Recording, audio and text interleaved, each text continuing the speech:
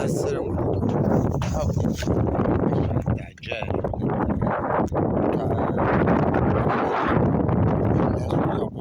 شوية سيمة شوية بوطون، يكون قرافي صغير هكا، أكوش صغيرة ويجملها هكا. كي يجي الريح ما ديرش الصوت انه فيه، لا كان تقدر تولي ما تقدرش. والسخانه ما تسخنش كيما العادي. مثلا دروكا كيما هادي، هاي شويه لاكوش تاع شي بوطون، راهي ما وصلتش حتى ل 3 سنتيم، راهي في 3 سنتيم ادمي هكا. ويزيد لها كوش سيمونتاج سيما رقيقه خلاص محرمه شويه.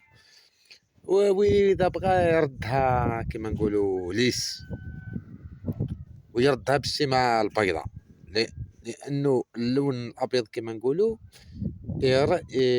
يرجع الحرارة، يعكس الحرارة.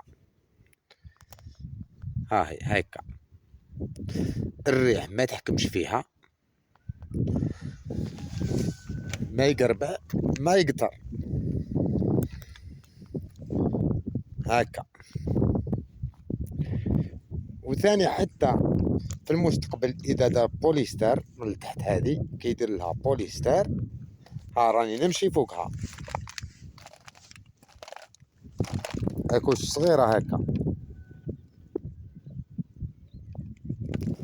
دركا الدوزيام كوش تولي ليس خلاص، وما تستهلكش بزاف.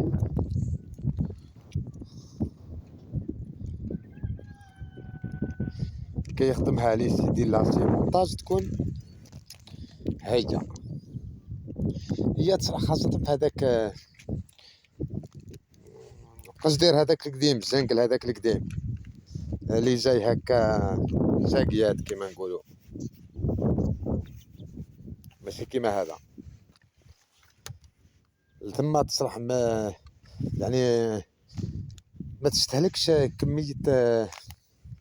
كمية الخرسانة بزاف.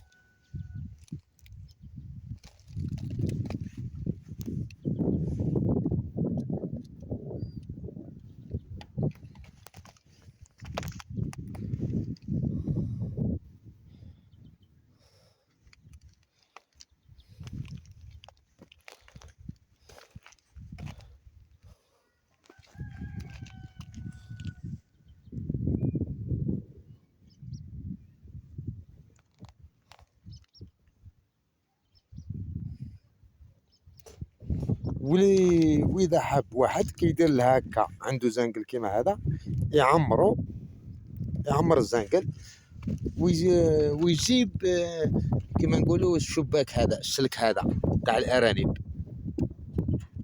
ويفرشو ويدير عليه ثاني كوشه واحده، يعني ما يتفتتش. يولي البوطون الاسمنت متماسك، ما يتفتت ما والو كما نقولوا. هذاك اللي نديرو للدجاج، السلك هذاك عيون تاعو صغيره وبارقيق خلاص. لا تقربيع تاع الحش لا قطره. دمتم في رعاية الله.